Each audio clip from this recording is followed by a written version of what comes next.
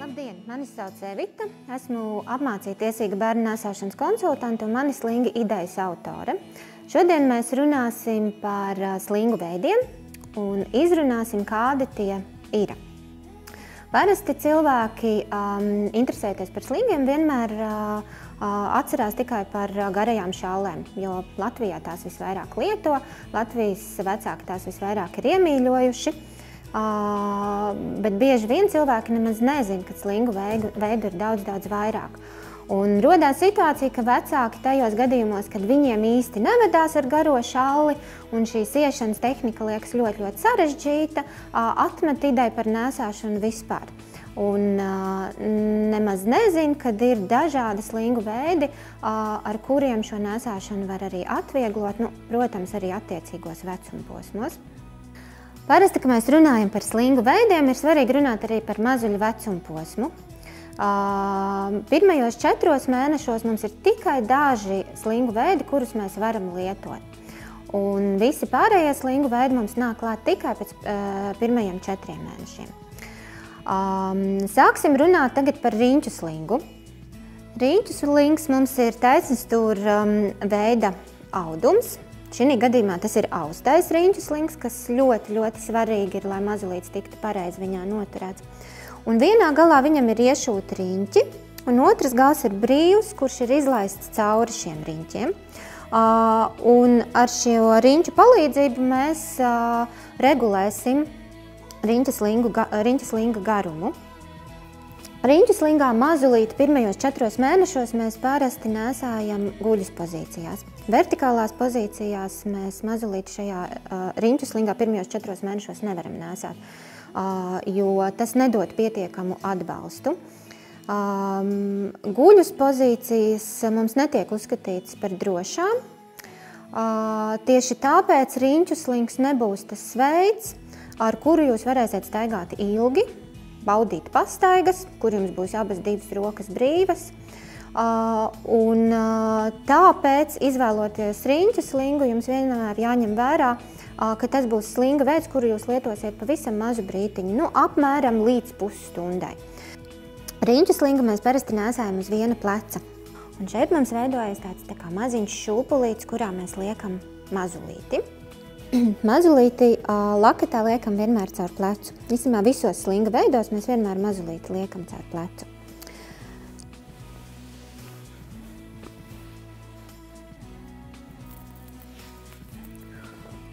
Riņķu slingā vienmēr ir jāskatās, lai galviņa bērniņam nepazūd iekš slinga. Galviņai noteikti jābūt ārā.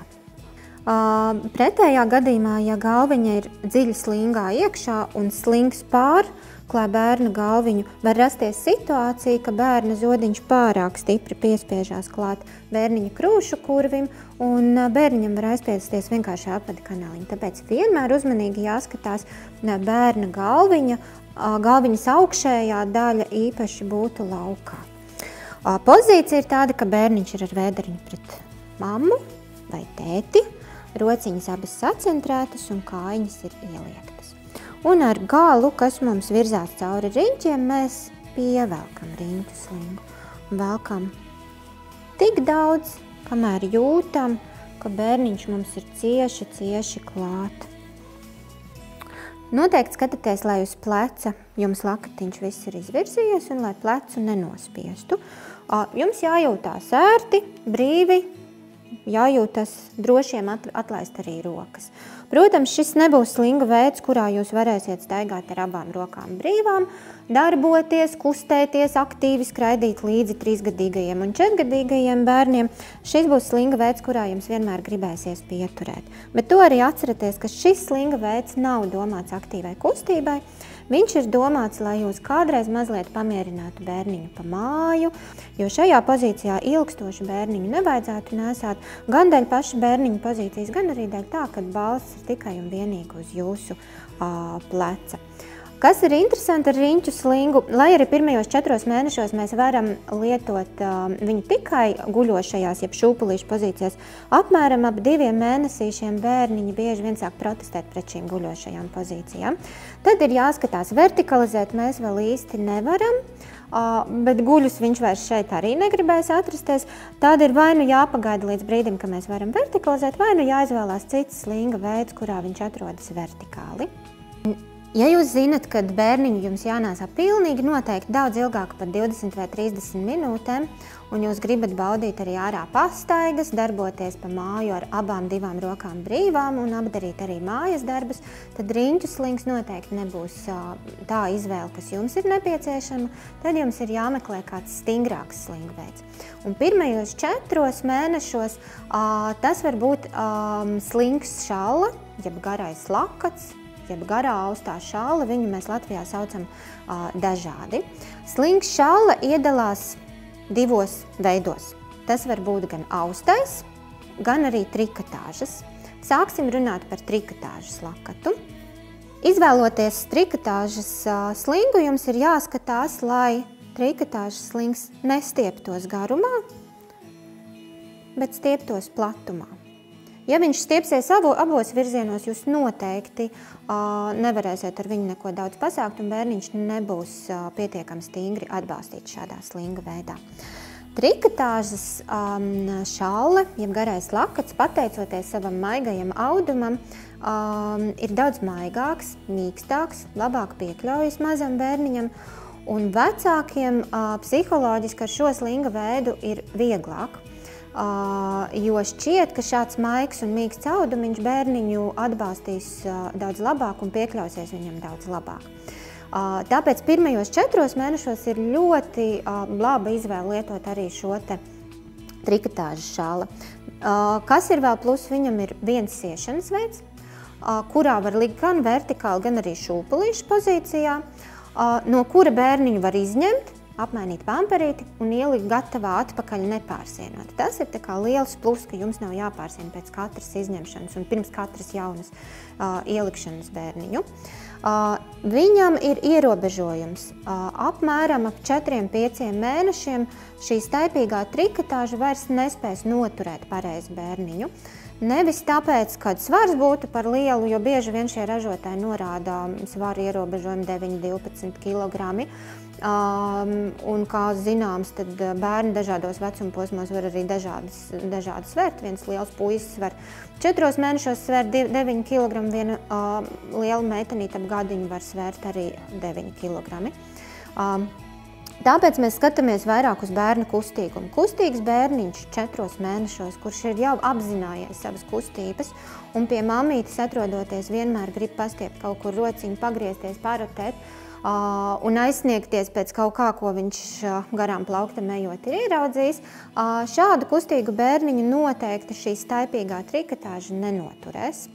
Šādi mazulīts izskatās iesiets trikotāžas garajā šallē, jeb lakatā.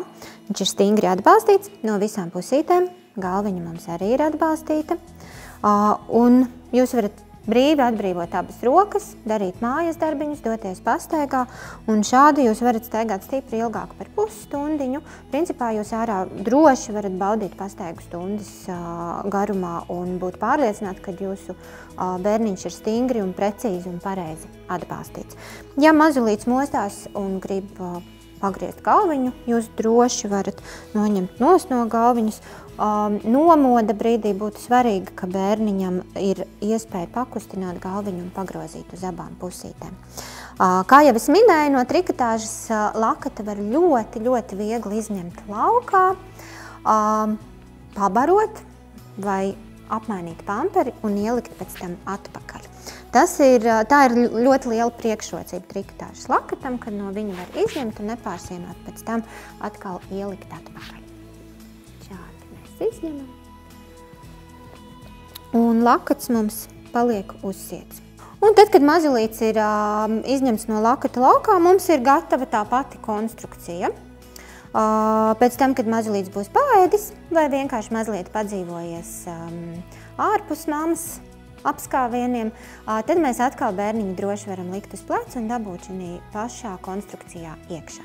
Austā šallīte ir stingrs kokvilnas audums, austs audums, tāpēc viņu arī sauc par austo šalli.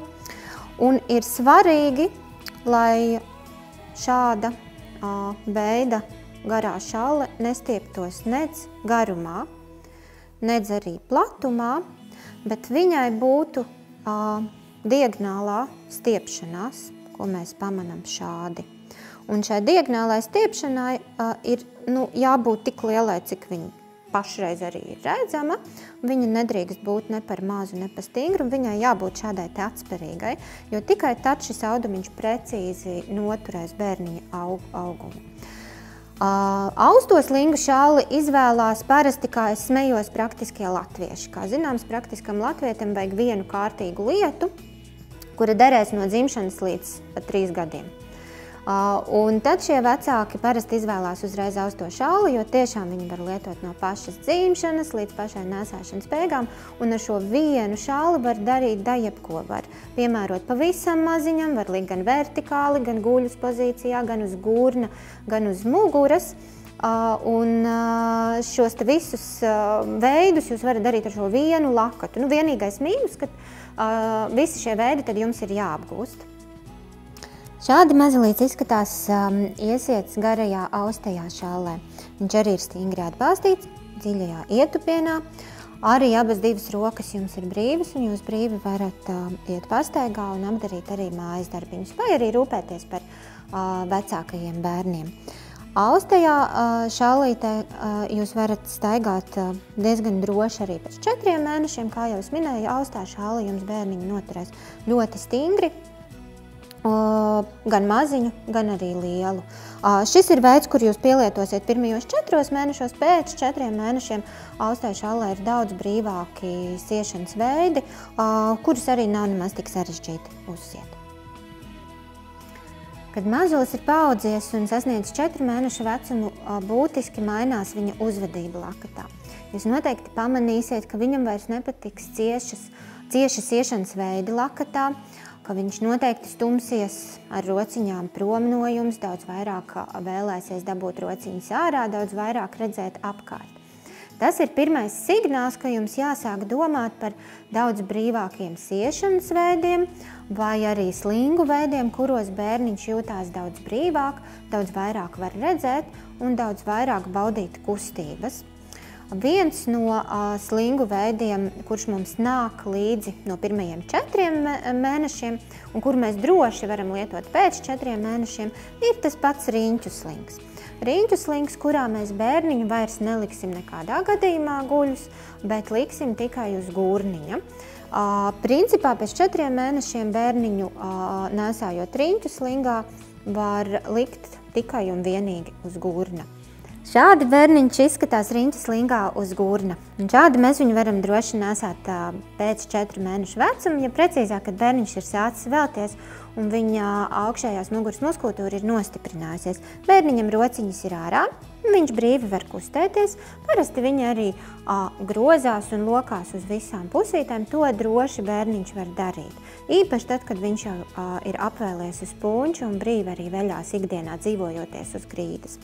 Lai atvieglotu atrašanos slingā, tad, kad bērniņš ir ļoti nemierīgs, bet jums tomēr ir kaut kur jādodās, varat droši piespraust klāt pie lakata kādas rotaļlietas vai arī uzlikt slingu krēli, kuru bērniņš varēs tanī brīdī knibināt ar rociņām un arī graust.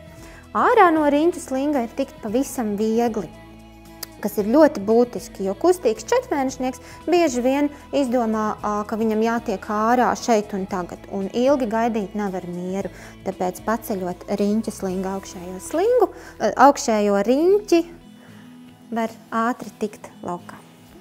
Vēl viens slingu veids, ko var lietot pēc 4 mēnešu vecuma, ir īsais slings jeb rebozo. Tas ir tāpat kā garā austā šalle. Taisnstūra veida garš audums, 70 cm platumā, parasti 2,53 metru garumā. Un šajā slingu veidā arī nēsā bērniņu uz gurna. Pārsvarā ir arī veidi, kuros var nēsāt tādu pavisam jaundzimušo uz pleciņa. Ir arī tādas ļoti advancētas mammas, kuras prot to izdarīt uz muguras, bet pārsvarā tomēr rebozola akatā mēs nēsājam uz gurna, un šis arī būs visdrošākais nēsāšanas veids īsajā slingā.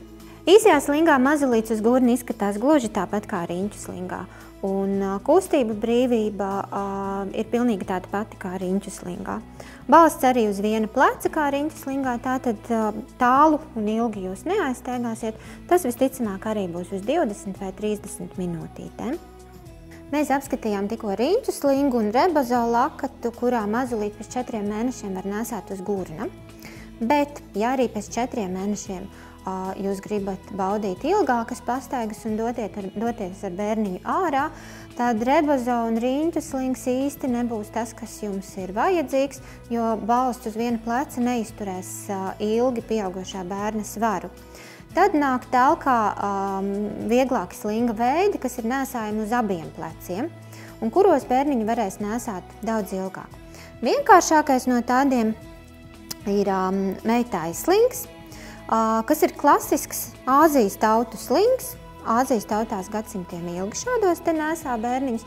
Tas ir taisnstūra veida audumiņš ar saitītēm stūros. Uzliekams ļoti vienkārši, un nekādas pamācības, jeb konsultācijas parasti, lai uzliktu meitājas slingu, nav nepieciešamas. Šādi mazulīts izskatās meitāja tipa slingā. Balsts ir uz abiem pleciem. Tas nozīmē, ka staigāt šādā veidā jūs varēsiet daudz ilgāk un panēsāt arī daudz ilgāk.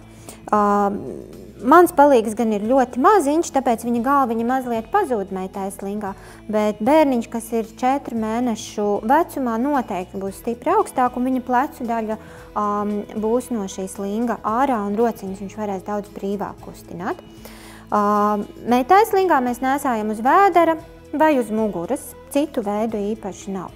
Ērtības ziņā meitājas slings stipri atpaliek no garās šalles, tāpēc priekš tādām ļoti ilgstošām nēsāšanas reizēm vai priekš ļoti smaga bērniņa šis nebūs tas īstais slinga veids. Vēl viens mīnus meitājas slingam ir tas, ka saites ir diezgan tuvu bērna seiņai. Ja bērniņš ir mierīgs un parasti bauda pastaigas tuvu klāt pie mammas, vērojot apkārtni no drošā mammas patvēruma, tad tas varētu būt piemērots priekš jums. Bet ja bērniņš ir nemierīgs un viņam patīk kustēties un daudz rotēt ar ķermeņa augšdaļu, tad šis varētu būt nepiemērots slinga veids jūsu bērniņam. Ja jūs esat sapratuši, ka garā šāla īsti nav priekš jums, jo siešana jums šķiet sarežģīta, bet gribās kaut ko ļoti ērtu, tāpēc arī meitājas slings nav īsti piemērots jums. Tāda īstā izvēle varētu būt ergonomiskā soma. Ergonomiskā soma būtiski atšķirās no ķenguru somas. To noteikti vajadzētu zināt, ka ergonomiskā soma nav tas pats, kas ķenguru soma. Ergonomiskajā somā mums ir tāda pat pozīcija kā garajā šālē, kur bērniņš ir dziļajā ietupienā ar celīšiem augstāk par dibentiņu, kur viņa muguriņa ieņem dabisko ieliekumu, kur rociņas ir sacentrētas un galviņa atbalstīta. Ķenguru somā parasti bērniņš karājās ar taisnām kājiņām, rociņas bieži vien ir izvirzītas katra uz savu pusi, un muguriņas dabiskais ieliekums arī netiek atbalstīts. Ergonomiskā soma ir ļoti ērta. Varētu teikt, ka viņa ir gandrīz tikpat ērta kā garā austā šalle. Un ergonomiskajā somā parasti var sākt nēsāt no 4 mēnešu vecuma, bet ir daži izņēmumi. Ražotāji raksta, ka bērniņus ergonomiskajās somās, viņu ražotajās ergonomiskajās somās var nēsāt jau no dzimšanas. Tomēr es kā konsultante un mamma savu bērnu noteikti neliktu šai pirmajos 2 vai 3 mēnešos. Ergonomiskā soma nespēja atbalstīt precīzi mazuļa muguriņu no sāniņiem, ko spēja izdarīt tikai lakats, kurš šo muguriņu pievelk pa centimetram tuvu un cieši klāt vecāku ķermenim.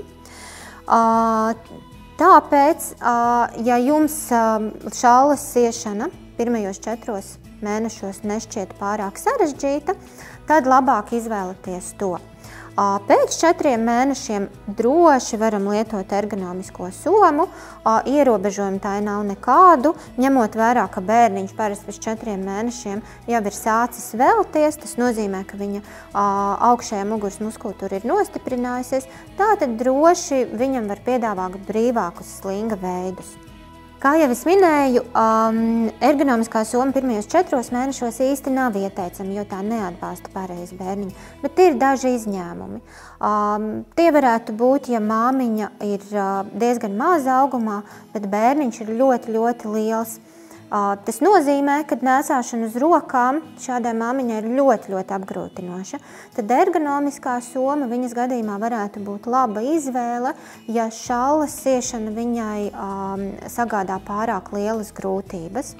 Kā arī tādiem vecākiem, kas jau uzreiz zina, ka viņi nekādā gadījumā nelietos šalli, jo tas īsti neatbilst viņu priekšstatiem vai viņiem vienkārši nepatīk šāds nēsāšanas veids, viņi var sākt lietot arī ergonomisko somu ātrāk par šiem 4 mēnešiem, bet tikai tad zinot, ka to nevar darīt tik ilgi kā šallē, un tur ir noteikti ierobežojumi.